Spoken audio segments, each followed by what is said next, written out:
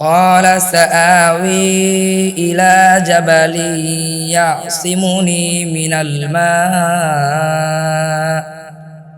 قال لا عاصم اليوم من أمر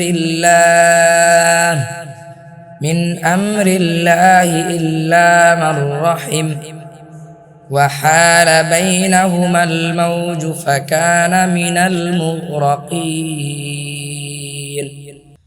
43 second বলল, অচিরেই আমি একটি পাহাড়ের আশ্রয় নেব যা আমাকে পানি থেকে রক্ষা করবে।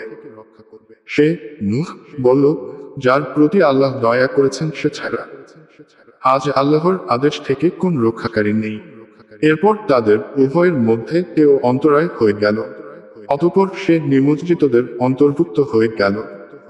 وقيل يا أرض ابلعي ماءك ويا سماء أقلعي وغيض الماء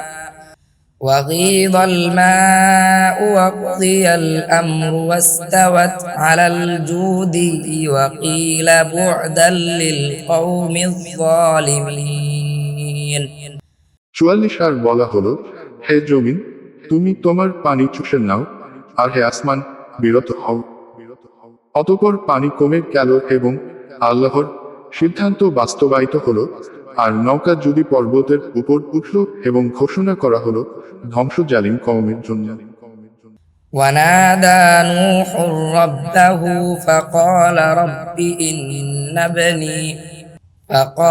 رب إن ابني من أهلي وإن وعدك الحق وأنت أحكم الحاكمين 45 আর নূহ তার রবকে ডাকল এবং বলল, হে আমার রব, নিশ্চয় আমার সন্তান আমার পরিবারভুক্ত এবং আপনার ওয়াদা নিশ্চয় সত্য, আর আপনি বিচারকদের মধ্যে শ্রেষ্ঠ বিচারক।